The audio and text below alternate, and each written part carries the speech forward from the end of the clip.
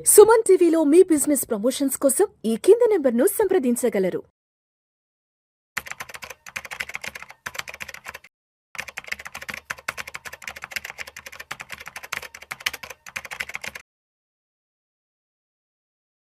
నమస్తే. నిన్న కమోడిటీ మార్కెట్స్‌కి సంబంధించి సెబీ ఒక ముఖ్యమైన మార్పు చేసింది. కమోడిటీ డెరివేటివ్స్‌లో స్ట్రెస్ టెస్టింగ్ ఏదైతే ఉందో ఉపయోగించే జెడ్ స్కోర్ లిమిట్ అనేది ఒకటుంటుంది. అది 10 నుంచి 5కు తక్కువ చేసింది. దీనివల్ల చాలామందికి ఇన్వెస్టర్స్‌కి కమోడిటీ మార్కెట్స్‌లో ఇన్వెస్ట్ చేసే వాళ్ళకి క్వెషన్స్ వచ్చాయి. ఏమేం క్వెషన్స్ అనుకుంటే చూస్తే ఒకటి ఎంసీఎక్స్‌లో ట్రేడింగ్ మార్జిన్స్ ఏమైనా తగ్గుతాయా? ఈ స్కోరు 10 నుంచి 5కి చేయడం వల్ల. Or gold, silver, crude trading సులభతరం అవుతుందా? ఆర్ ట్రేడర్స్‌కి రిస్క్ పెరుగుతుందా? లేదంటే ఇన్వెస్టర్స్ ఇప్పుడు ఏమి చేయాలి? దీనివల్ల ఏమైనా మాకేమైనా ఇంపాక్ట్ ఉందనే క్వెషన్స్ మాత్రం చాలామంది అడుగుతా ఉన్నారు. దాన్ని ఈ వీడియోలో అడ్రెస్ చేద్దాం. అసలు జెడ్ స్కోర్ అంటే ఏంటి? జెడ్ స్కోర్ ఈ 10 నుంచి 5కి స్ట్రెస్ టెస్టింగ్‌లో ఇంక్లూడ్ చేయడం వల్ల ఏమైనా మార్పులు ఇన్వెస్టర్స్‌కి కష్టాలు, మంచి, నష్టము ఏదైనా వస్తుందా అనేది ఈ వీడియోలో క్లియర్‌గా ఎక్స్‌ప్లెయిన్ చేస్తాను. చివరి వరకు చూడండి. ఎవరైతే కమోడిటీ డెరివేటివ్స్‌లో ట్రేడింగ్ చేస్తున్నారో వాళ్ళకి ఈ వీడియోని తప్పకుండా షేర్ చేయండి మీ ఫ్రెండ్స్‌కి. సో దట్ వాళ్ళకు కూడా దీనిపైన మంచి అవగాహన వచ్చేట్టు. సో నేను doctor Anil Kumar Bachchu, certified financial ప్లానర్‌ని, ఆంఫీ రిజిస్టర్డ్ మ్యూచువల్ ఫండ్ డిస్ట్రిబ్యూటర్‌ని. So coming to Z score అంటే ఏంటి? ఈ కేస్‌లో అందరి డిస్కషన్ అదే ఉండింది. సో జెడ్ స్కోర్ ఏంటంటే ఒక కమోడిటీ ధర సాధారణంగా కదులుతుందా? ఇది హిస్టారికల్ డేటాను తీసుకొని. దాన్ని బట్టి లెక్కించే ఒక స్కోర్ అనమాట.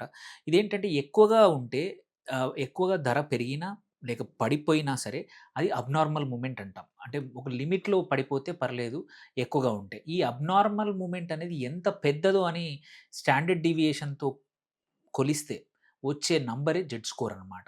సో జెడ్ స్కోర్ జనరల్‌గా ఏంటంటే తక్కువగా ఉంటే సాధారణంగా ప్రైస్ మూవ్‌మెంట్స్ ఉంటున్నట్టు ఆ కమోడిటీలో. సో జెడ్ స్కోర్ ఎక్కువగా ఉంటే అసాధారణమైన పెద్ద ప్రైస్ మూవ్‌మెంట్స్ చాలా ఫ్రీక్వెంట్‌గా ఉంటున్నట్టు ఆ కమోడిటీలో. అది ఏదైనా కావచ్చు, బంగారం కావచ్చు, సిల్వర్ కావచ్చు, క్రూడ్ కావచ్చు, ఇంకా ఏదైనా కావచ్చు. అట్లాగే జెడ్ స్కోర్ 5 అంతకన్నా ఎక్కువగా ఉంటే మాత్రం పెద్ద స్ట్రెస్ సిట్యుయేషన్ అనమాట. అంటే నార్మల్‌గా జెడ్ స్కోర్ 5 అనేది ఉండదు. ఇది నాట్ 5%. వన్ ఇంపార్టెంట్ థింగ్ అందరూ కన్‌ఫ్యూజన్ ఏంటంటే జెడ్ స్కోర్ 5 అంటే 5% కాదు. జెడ్ స్కోర్ అనేది 5 అనేది స్టాండర్డ్ డీవియేషన్ మెజర్ అంతే అది. సో 5 అనేది చాలా హై. ఆల్రెడీ స్ట్రెస్ సిట్యుయేషన్‌లో మార్కెట్ కమోడిటీ ఉన్నట్టు. సేమ్ వే జెడ్ స్కోర్ 10 ఉందంటే ఇంకా ఎక్స్‌ట్రీమ్ సిట్యుయేషన్‌లో ఉన్నట్టు అంత పెద్ద స్కోర్ ఉందంటే. This is not a price movement. This is very important. Then coming to SEBI ఏం మార్చింది.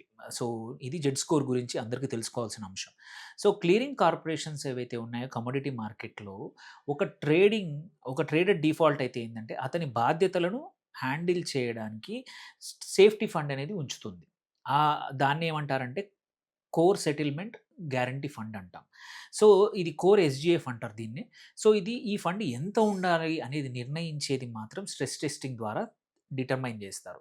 ఇప్పటి వరకు ఆహ్, ఏదైతే భారీగా ఎప్పుడైనా మార్కెట్స్ పడిపోయినా, ధర పడిపోయినా క్లియరింగ్ కార్పొరేషన్ అనేది ఈ నష్టాన్ని కలుగుతుందా లేదా అని పరీక్షిస్తా ఉంటారు స్ట్రెస్ టెస్టింగ్‌లో. ఈ ఫండ్ సరిపోతుందా లేదా అని చూస్తారనమాట. సో ఈ ఫండ్ ఎంత ఉండాలి అనేది కూడా ఈ స్ట్రెస్ టెస్టింగ్‌లో తెలుస్తుంది. ఇప్పటివరకు ఏంటంటే ఎక్స్‌ట్రీమ్ ప్రైస్ మూవ్‌మెంట్స్ లెక్కింపు చేసేటప్పుడు జెడ్ స్కోర్ 10 వరకు ఉపయోగించేవారు. దాన్ని బేస్‌గా ఉపయోగించుకునేవారు. ఇప్పుడేందంటే దాన్ని 5కు మించినయి కూడా జెడ్ స్కోర్‌లో ఉంచాలి అని నిన్న సెబీ ఇచ్చిన డైరెక్టివ్ అనమాట. సో ఇది ఎక్స్‌ప్లనేషన్. సో ఇక్కడ చూసుకుంటే ఏంటంటే గతంలో ఒక కమోడిటీలో ఏందంటే భారీగా ఏవైనా ప్రైస్ మూవ్‌మెంట్స్ జరిగితే దాన్ని పూర్తి ప్రభావాన్ని స్ట్రెస్ టెస్ట్‌లో పరిగణించేవారు. ఇకపై ఏందంటే ఓన్లీ 5 స్టాండర్డ్ డీవియేషన్స్ కన్నా ఎక్కువగా ఉంటే తప్ప అది అప్పుడే లెక్కిస్తున్నారు. ఇంతకుముందు 10 కావాల్సొచ్చేది. ఇప్పుడు 5 నుంచే లెక్కిస్తున్నారనమాట. ఈ మార్పనేది ఇమ్మీడియేట్‌గా వచ్చింది. అంటే కాలిక్యులేషన్స్‌లో ఉపయోగించే 15 సంవత్సరాల డేటాలో అలాగే అదే డేటా ఉంటుంది. బట్ ఇది మాత్రం జెడ్ స్కోర్ మాత్రం మారింది. సో దీనివల్ల ఏంటంటే మార్జిన్ పీరియడ్ ఆఫ్ రిస్క్ అనేదంతా అట్లాగే కొనసాగుతా ఉంటాయి. ఎగ్జాంపుల్ తీసుకుంటే ఒక కమోడిటీలో సాధారణంగా 2% price movements ups and downs ఉంటాయి. ఓకే. అది ఏంటంటే ఒక్కోసారి అంటే హిస్టారికల్‌గా ఎప్పుడో ఒకప్పుడు 20% కూడా కదిలి ఉంటుంది.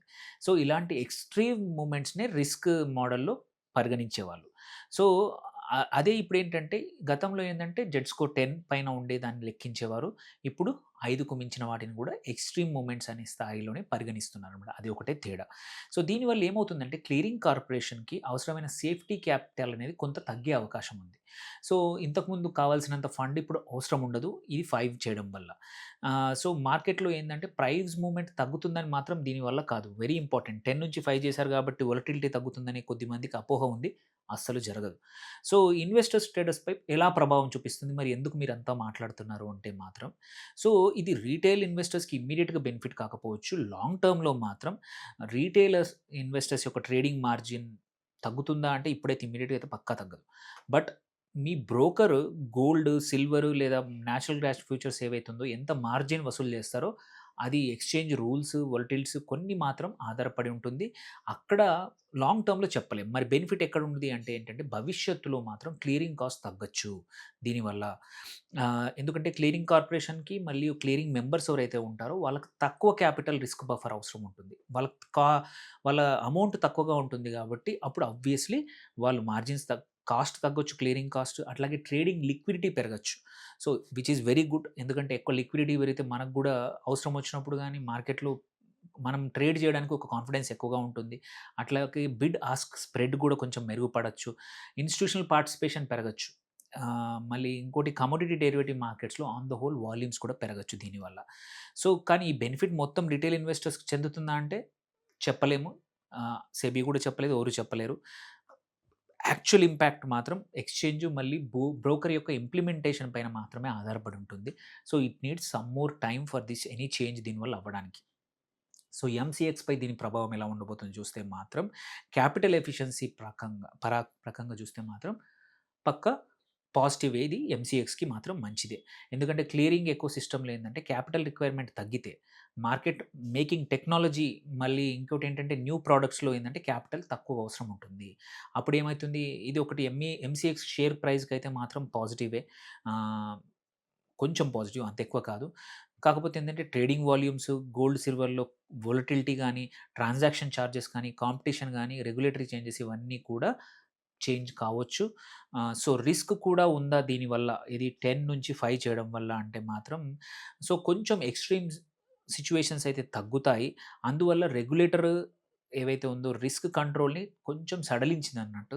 ఎందుకంటే మన స్టెబిలిటీ ఆఫ్ మార్కెట్స్ బెటర్‌గా ఉన్నాయి కాబట్టి ఐ థింక్ ఇది ఆ రకంగా చూస్తే నా అభిప్రాయం ప్రకారం మాత్రం కొంచెం రిస్క్ కంట్రోల్ తగ్గాయి.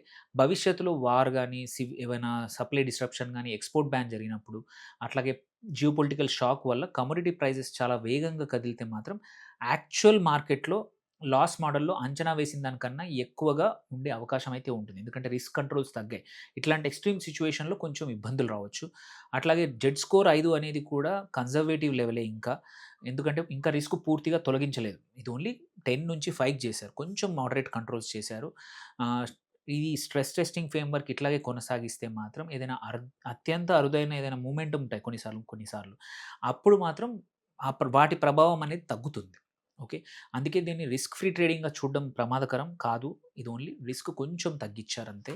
సో, ఈ లెక్కన చూస్తే ఈ మార్పు ఎక్కువగా వాల్యూమ్స్ ఎక్కువగా ఉన్న కమోడిటీస్ ఏంటి? Gold, silver, crude oil, natural gas, copper.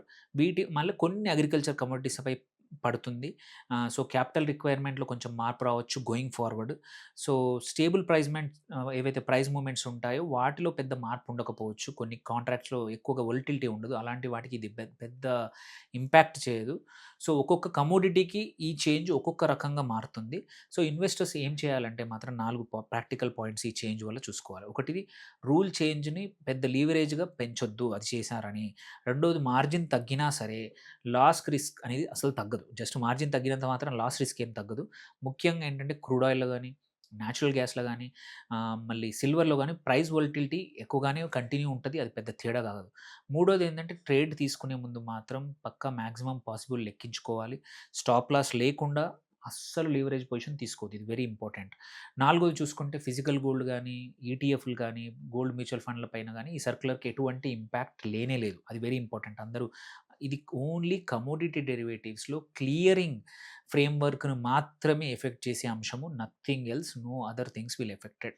So, final takeaway చూస్తే మాత్రం సెబీ నిర్ణయం ఏదైతే ఉందో ఇది కామన్ కమోడిటీ డెరివేటివ్ మార్కెట్స్‌కి మాత్రం కొంచెం mildly positive.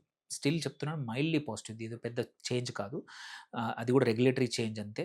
So, clearing corporation మాత్రం క్యాపిటల్ ప్రెషర్స్ తగ్గుతాయి. దీనివల్ల ఇన్‌స్టిట్యూషన్స్‌కి, లిక్విడిటీకి పార్టిసిపేషన్ కొంచెం పెరిగే అవకాశం ఉంది. అది. సో, ఇన్ ద ఎండ్ ఏంటంటే సరళంగా చెప్పాలంటే జెడ్ స్కోర్ అనేది 10 నుంచి 5కు తగ్గింది అంటే కమోడిటీ ధరల కదలికను సెబీ నియంత్రించలేదు. క్లియరింగ్ సిస్టమ్ ఆ ప్రైస్ మూవ్‌మెంట్స్‌ని ఎలా లెక్కించాలనే సిస్టాన్ని మాత్రమే కొంచెం ట్వీకింగ్ చేసిందంతే. అందువల్ల ఏందంటే ట్రేడర్‌ను ఇదేదో పెద్ద ఆపర్చునిటీగా కాకుండా రిస్క్ మేనేజ్‌మెంట్‌ని ఇంకా ఎఫిషియంట్‌గా చేస్తుంది సెబీ ఆర్ ఈజీ చేస్తా ఉందని చెప్పడానికి మాత్రమే ఒక చిన్న చేంజ్ మాత్రమే. ఇంకా ఏమైనా క్వెషన్స్ ఉంటే తప్పకుండా పోస్ట్ చేయండి. నలుగురికి షేర్ చేయండి. Thank you for watching. Signing off doctor Anil Kumar Bachu.